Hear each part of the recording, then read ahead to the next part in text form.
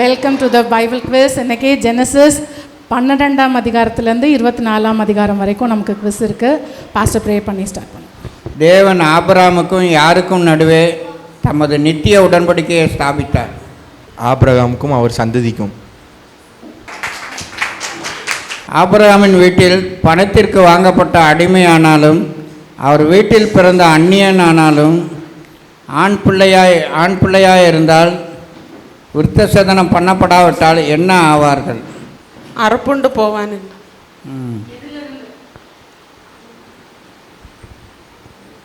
எதிலிருந்து அறுப்புண்டு போவார்கள்?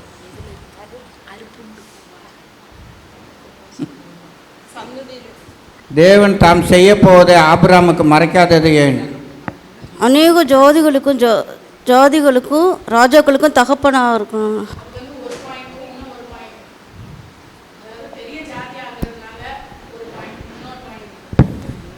அவன் சந்ததிக்கு அவன் வந்துட்டு நீதி.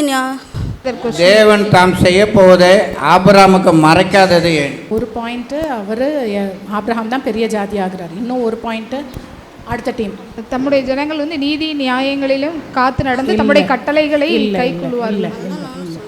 பாஸ்.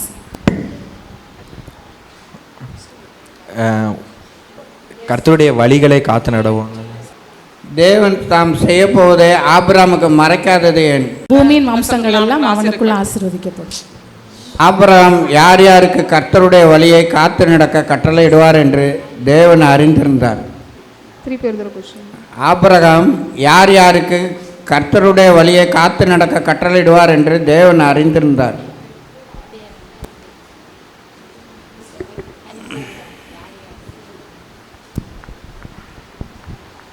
தம்முடைய வீட்டாருக்கும் தம்முடைய ஜனங்களுக்கும். தன்னுடைய வீட்டாருக்கு ஒன்று, தன்னுடைய சந்ததி. அதே இன்னும் கொஞ்சம் கிளியராக வீட்டார் ரைட்டு. அம்மா ஃபஸ்ட்டு யாருக்குமா சொல்லுவார்? தன்னுடைய பிள்ளைகளுக்கு, தன்னுடைய பிள்ளைகளுக்கும் வீட்டாருக்கும். Good good. தயை செய்தும் மகாவாதைகளை அடைந்தது யார்? தயை செய்தும்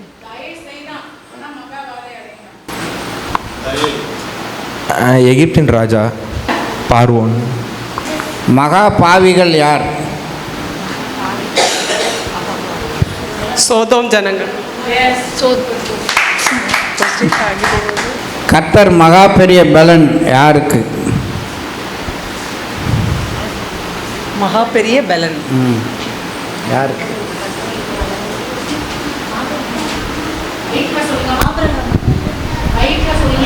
ஆபிரகாமுக்கு.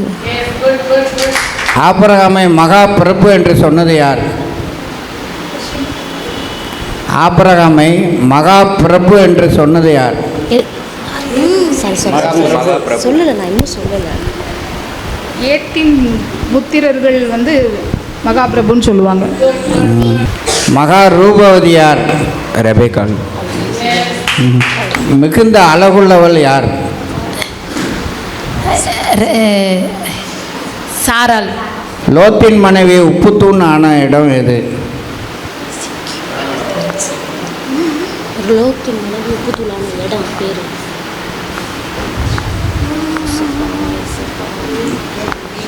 யோர்தானின் சமபூமி. அருகில் இருக்கக்கூடிய சிறிய ஊராகிய சோவாருங்கிற ஊருக்கு போகிற வழியில் 400 வருடங்களுக்கு பின்னர் தான் ஆபிரகாமின் சந்ததியார் வாக்குத்தத்த கானானை சுதந்தரிப்பார்கள். ஏன்? எமோரியனின் அக்கிரமங்கள் நிவர்த்தியாகலை, அதனால் 400 வருஷங்கள்.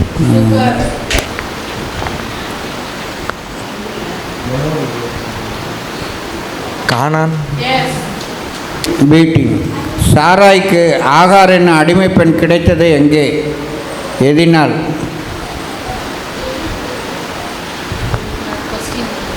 சாராய்க்கு அடிமை பெண் கிடைத்தது எங்கே? எதனால் கிடச்சிச்சு? எங்கே கிடச்சிச்சு? எந்த ஊர்?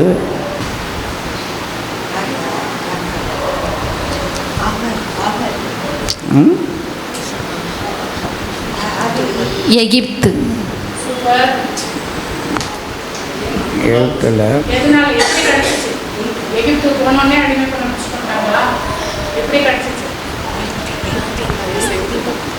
பார்வோன் தயை கொடு. எதனால பார்வோன் தயை செய்தார்? சாராயம். சாராயம் என்ன பண்ணாங்க? சொல்லுங்க, ரைட்டு தான்.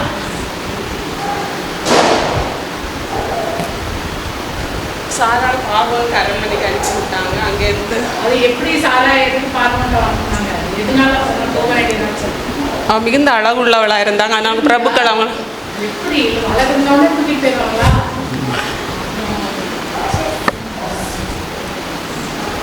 ரைட் ரைட் ரைட் சொல்லி யோசிங்களேன். அதாவது ஒரு ஆகார்னால அங்கே ஒரு தப்பு நடக்குது. அந்த ஆகார் போல வந்ததே ஒரு தவறான ஒரு விஷயத்தினால. அது எதுனால?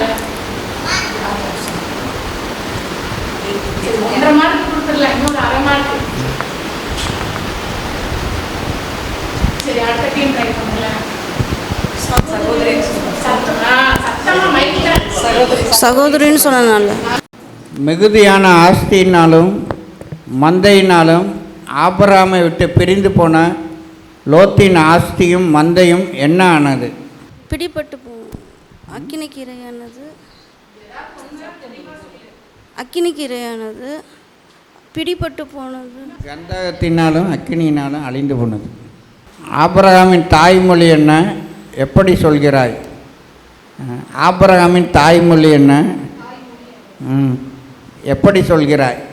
அவனை எபிரேயன்னு சொல்லுவாங்க. ஹீப்ரு மொழி பேசியிருப்பாரு, எபிரேயன்.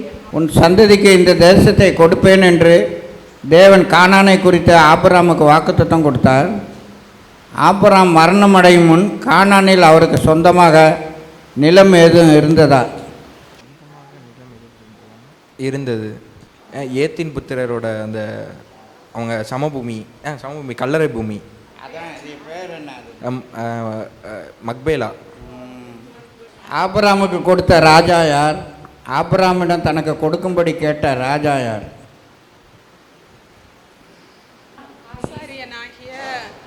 ஆசாரியனாகிய மெல்கிசேதேக்கின் ராஜா. மெல்கிசேதேக்கின் ராஜா.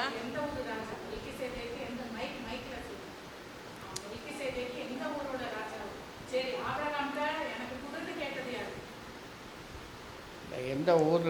அந்த மெல்கிசேதேக்கோட ஊர் சோதோமின் ராஜா.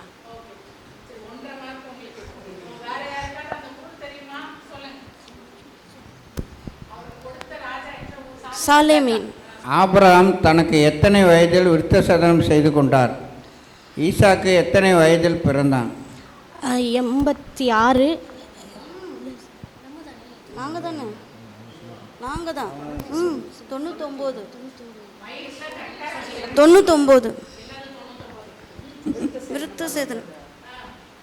விருத்தசேதனம் பண்ணப்பட்டு 99. அடுத்து 86. 100 வயதில் ஈசாக்கு பிறந்தாரு. 99 வயதில் விருத்தசேதனம் பண்ணார். தரை மட்டும் குனிந்து பணிந்து கொண்டவர்கள் யார்? தரை மட்டும் குனிந்து பணிந்து கொண்டவர்கள் யார்? ஆபிரகாம் ஒருத்தர். எலேயசர். ஆகாரா. எலேயசர். ஒன்று ஆபிரகாம் சொல்லிட்டாங்க.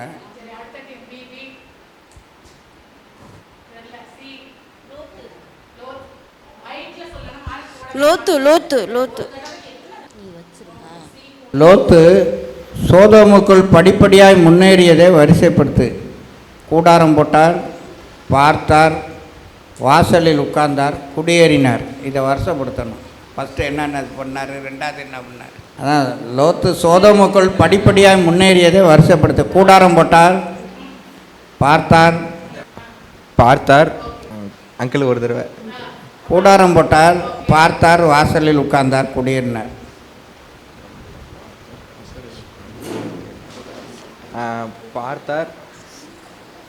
பார்த்ததுக்கப்புறம் ரெண்டாவது என்ன பண்ணார்? கூடாரம் போட்டார். அப்புறம் வந்து இந்த மூணாவதாக சொன்னீங்க, அது ஃபஸ்ட்லேருந்து. குடியேறினார், வாசலில் உட்கார்ந்தார். இல்லை அங்கிள், அது வந்து என்னென்னா குடியேறினார், அதுக்கப்புறம் வாசலில் உட்கார்ந்தார். சீக்கிரமாய் சமைக்கும் மாமியாருக்கு சீக்கிரமாய் வேலை செய்யும் மருமகள் கிடைத்தால் அவர்கள் யார்? முதல் மாமியாரையும் மருமகளையுமே பக்கத்தில் உட்கார்ந்து அதுதான் பதில்.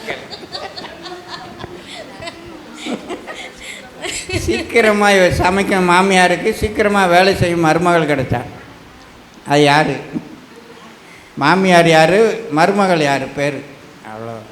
ரெபேக்காள். ரெபேக்காள். ரெபேக்காள் மருமகள்.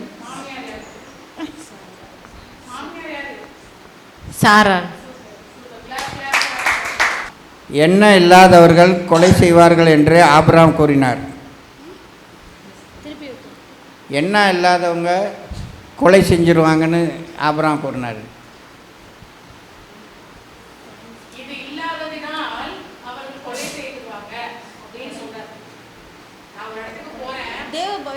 தேவ பயம் இல்லாதவங்க. வேதாகமத்தில் முதலில் தீர்க்கதரிசி என்ற பட்டத்தை பெற்றது யார்? இதை சொன்னது யார்? யாரிடம் சொன்னார்? ஆபிரகாம் தீர்க்கதரிசிங்கிற பட்டம் பெற்றது. சொன்னது தேவன் அபிமெலேக்கிட்ட. ஆபிரகாம் தன் கண்களை ஏறெடுத்து தூரத்தில் எதனை கண்டார்? பின்னாக எதனை கண்டார்? தூரத்தில் என்னத்தை பார்த்தாரு? பின்னாடி சூளையின் புகை. தேவனுடைய சத்தம். ஈசாக்கை தகன பலியிடத்தை கண்டாரு, தூரத்திலே பார்த்தாரு. தூரத்தில் என்னத்தை பார்த்தாரு? தகன பலிபீடம். மோரே என்னும் பின்னால பலிக்கான ஆட்டுக்கடா சிக்கி இருக்கிறது. தங்கள் கண்களை ஏறெடுத்து முதலில் ஒருவர் பார்த்து கொண்டது யார்?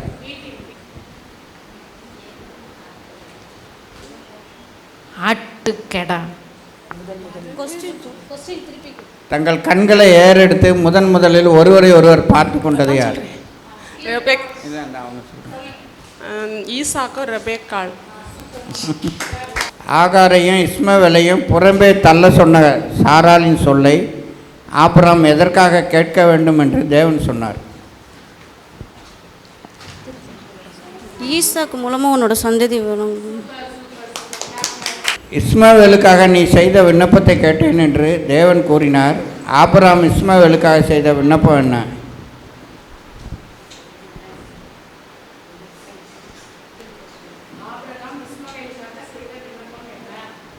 அவனையும் ஒரு பெரிய ஜாதியாக்கணும்னு சொல்லுவார். இஸ்மவேல் உமக்கு முன்பாக பிழைப்பானாக. மோரியா மலையில் பலிபீடத்தில் கட்டைகளை அடுக்கி ஈசாக்கை கட்டி அதன் மேல் ஆபிரகாம் வைத்தார். அந்த கட்டைகள் அங்கு எப்படி கிடைத்தன? அவர் போகையிலே கட்டைகளை பிளந்து கொண்டு போனார். ஆபிரகாம்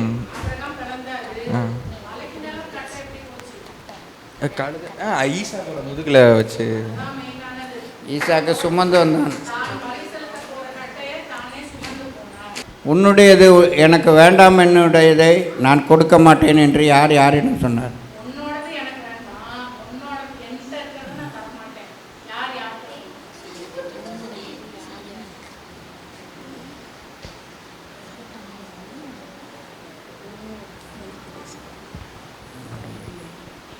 ஆபிரகாம் சோதோம் ராஜாட்ட. வாக்குத்தத்த பூமி தான், ஆனால் இலவச பரிசு வேண்டாம் என்று யாரிடம் கூறினார்? சீதா. வாக்குத்தத்த பூமி தான், ஆனால் இலவச பரிசு வேண்டாம் என்று யாரிடம் கூறினார்?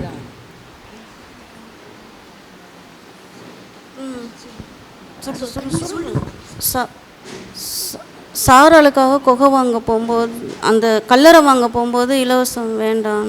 சரி, யார்கிட்ட சொன்னா? ஆபிரகாம்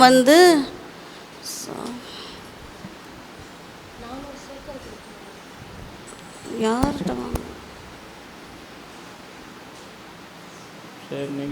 400 ஆபிரகாம் ஏத்தின் புத்திரராகிய எப்ரோனிடமும் ஏத்தின் புத்திரரிடம் கூறி, அன்புள்ள ஆண்டவரே, நன்றியோடு கூட ஸ்தோத்திரிக்கிறோம் ராஜா. இந்த நாளில் ஆண்டவரே பைபிளை படிக்கவும் கத்தாவே அதை ஆண்டவரே தைரியமாய் பரீட்சைக்கு நிற்கிறவர்களாய் சோதனைக்குள்ளே போனால் தான் ஒரு மகிமை இருக்குது சுவாமி. இதில் வந்து பங்கு பெற்ற ஒவ்வொருவருக்கும் கட்டாயம் இதற்கு பின்னாடி ஒரு மகிமை வைத்திருக்கிறீங்க. குடும்பத்தை ஆசீர்வதிங்க, தனியாக ஆசீர்வதிங்க.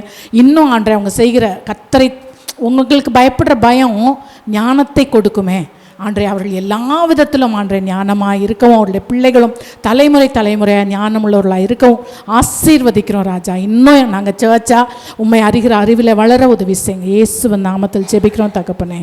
ஆமென்.